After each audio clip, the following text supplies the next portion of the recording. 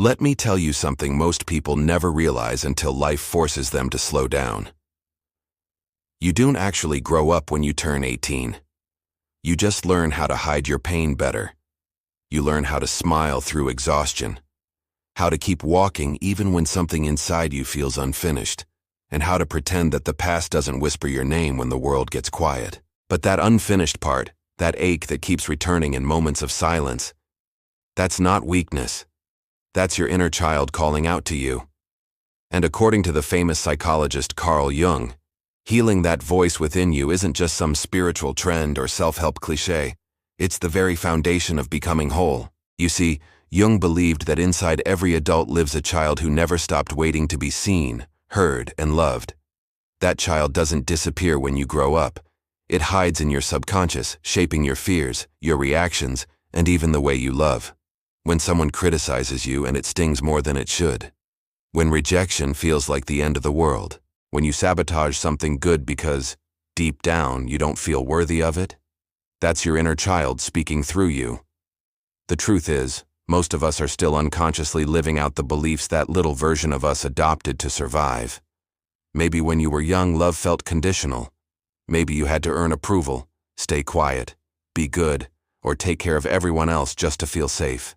So, you learned survival instead of connection. And now as an adult you repeat those same emotional patterns.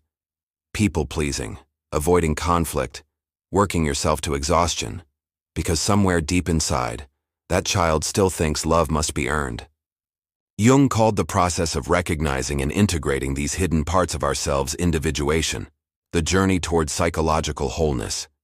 It's not about fixing yourself. It's about remembering who you were before the world told you who to be. Think about that for a moment. You weren't born ashamed. You weren't born afraid of failure or rejection. You learned those things. They became emotional habits carved into your nervous system. The process of healing your inner child is about gently unlearning them. One memory, one belief, one pattern at a time. Sometimes healing starts with something as simple as listening. You notice the voice that says, "I'm not good enough." You pause before reacting, and instead of silencing it, you ask, "Who taught me that?" Often you'll find the answer isn't your adult self. It's the child who once stood in a room feeling invisible. The child who learned that silence meant safety. Carl Jung said, "Until you make the unconscious conscious, it will direct your life and you will call it fate." Your unhealed inner child pulls strings from behind the curtain, shaping your relationships, your self-worth, and your sense of purpose. It decides how you love, how you handle pain, and how much of life you allow yourself to receive.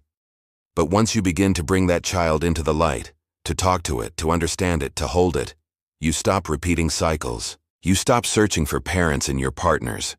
You stop trying to prove your worth through achievements. And for the first time, you start living from a place of authenticity instead of defense. Healing your inner child isn't about becoming childish. It's about reconnecting with the parts of you that were pure, creative, curious, and full of wonder before life taught you to be afraid. You don't have to run from your wounds anymore. It's time to sit with them long enough to see what they were trying to teach you. This isn't your enemy. It's your invitation.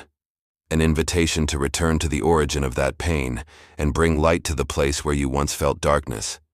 And that's where the real transformation begins. Not in perfection, but in presence. Because healing isn't a straight line. It's remembering one day and forgetting the next. It's crying over things you thought you were done with. It's learning how to be gentle with yourself. That's growth.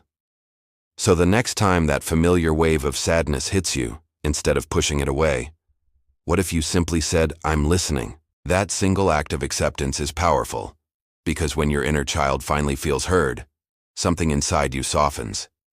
You stop needing the world to validate you. You stop choosing pain disguised as love.